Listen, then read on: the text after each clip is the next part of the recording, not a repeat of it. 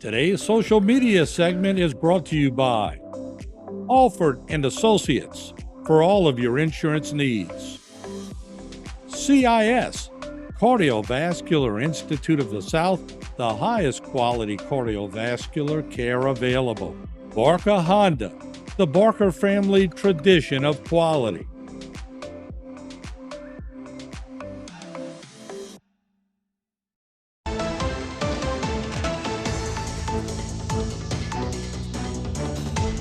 Welcome to Bayou Time. I'm Jacob DeGate, and coming to us from Baton Rouge, we have State Representative Beryl Amedee. Thank you very much for joining us.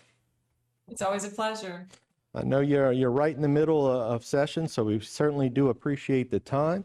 Can you tell us, a little bit how things are going in Baton Rouge?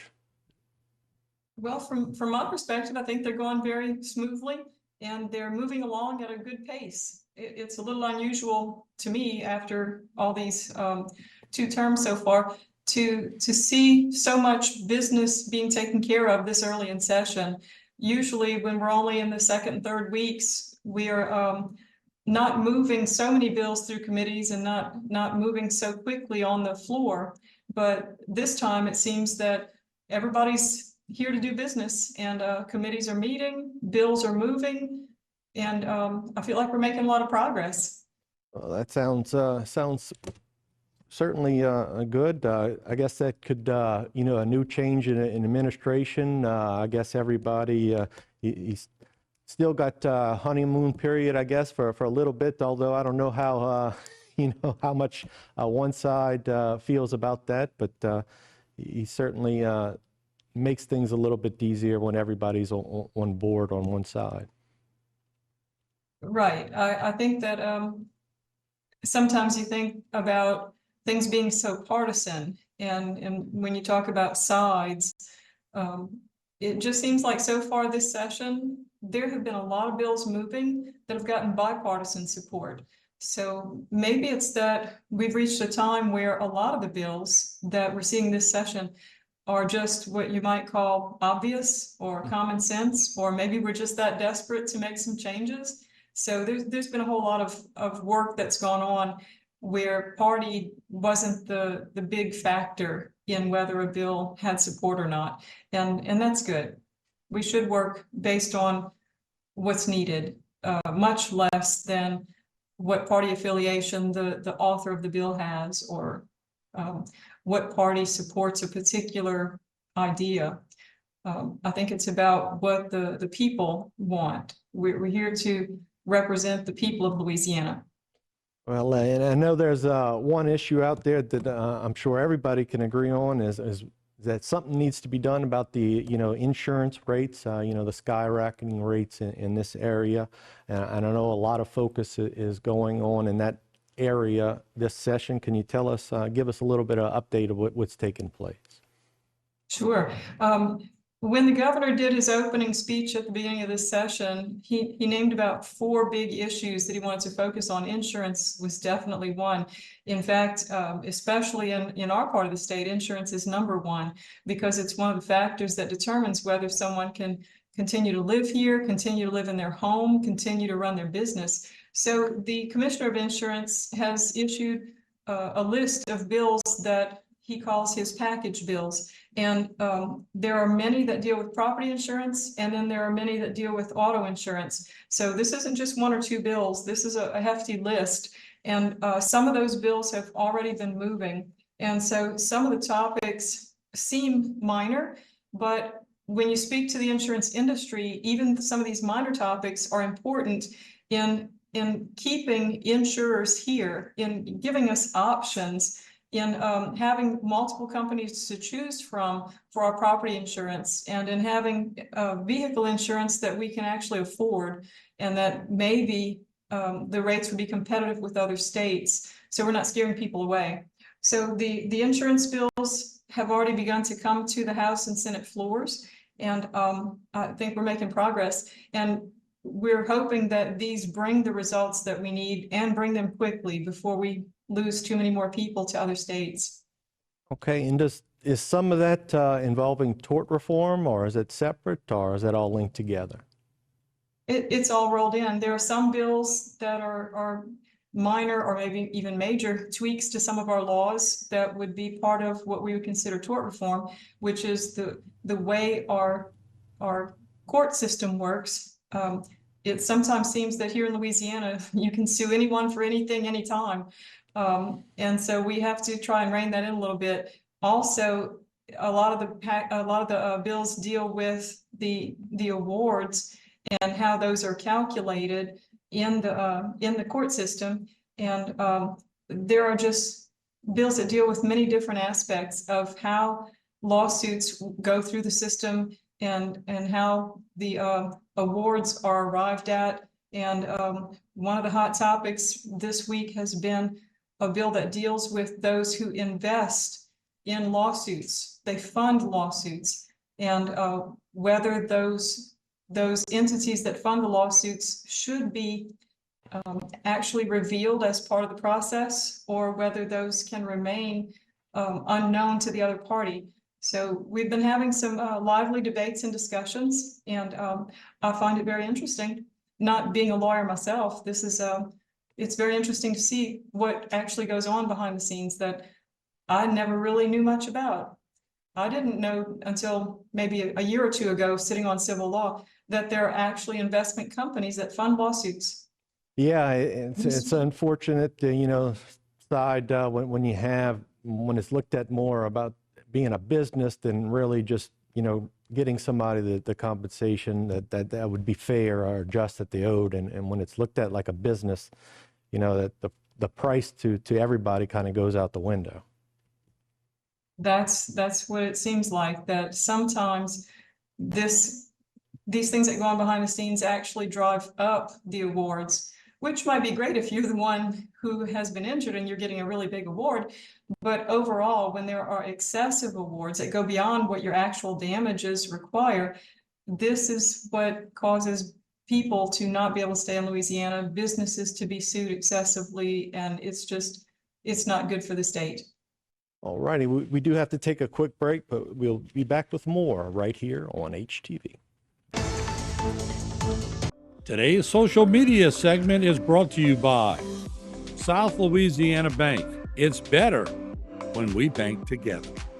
Waits and Downer, attorneys at law. Terrebonne Ford, built Ford tough.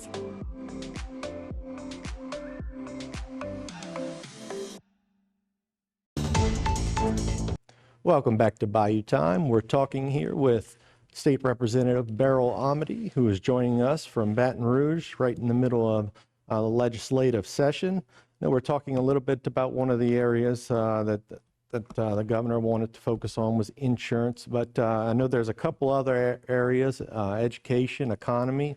Can you give us some idea on some of the movement that's happening in those areas? Well, we've seen a lot of bills on the Education Committee so far, and yesterday we handled one of the big hot topic bills for this session. The governor in his speech said that one of the things he wants to do is to give parents more authority in directing the education of their children. And probably the most major bill related to that topic is the one called the ESA bill. It stands for Education Savings Account. And so in theory, this is supposed to take a portion of the taxpayer funding for public school students and set it into a type of account where parents could access the funding to spend it on whatever educational help their children might need, whether that's a math tutor or whether that's a tablet or a laptop to do their work, or whether it's even tuition to go to a private school. The ESA could be used for a number of purposes that are outlined in the bill. And so that bill has actually passed the House Education Committee, and I expect it'll be on the House floor next week.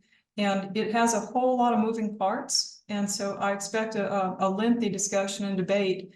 I'm not sure what amendments might come up, but at the end of the day, as the bill makes its way through the process, I'm hopeful that it will result in presenting more options for students so that whatever their education program is right now, if it's not working for them, parents can choose what will work.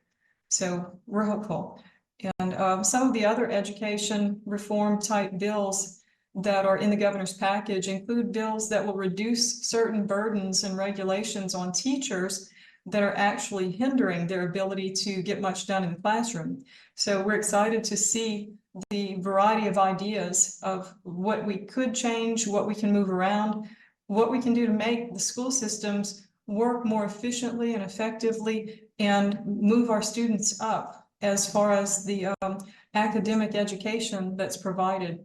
So we have plenty of bills moving through, and the Education Committee's meeting twice a week right now just to try and keep those bills moving. And I believe they're just as busy on the Senate side. After education, one of the other topics was the economy and whatever can be done to help our businesses remain and flourish and to help keep our people here with good jobs. And so one of the examples of an economic reform bill would be universal licensure. And we heard one of those bills yesterday where if you are a licensed something, professional in another state and you move to Louisiana, instead of putting a bunch of roadblocks in front of you continuing to work here, there are bills, or at least this bill was proposing that we start by accepting the license that was issued in your former state. So you can at least begin here working in your field, and then we can work out when it's time for renewal or what have you, you could get a Louisiana issued license. So there are a lot of small details that have to be ironed out with the licensing in other states based on each individual industry, and it's called reciprocity. So each industry would have to look into it and see whether the licensing rules in our state are different, or if something needs to be changed before we can accept the license that was issued in another state. So that's part of the conversation on the economic bills. Very interesting. Now, are there any particular bills of yours that you'd like to discuss that have some movement on them at this time? Sure. Two of the bills that I proposed this session have already cleared committee, and they'll be on the House floor next. One of them is a bill that deals with a very minor detail in the cosmetology board exam eligibility guidelines. And so for probably 30 years now, I've been fielding phone calls from homeschool graduates who have a high school diploma in hand, but they're not allowed to enter cosmetology school because they wouldn't be eligible to take the licensing exam, no matter how good their grades are in cosmetology school. And it's simply because they were in a school that was either a homeschool or maybe a small private school that did not seek state approval because it didn't use tax dollars.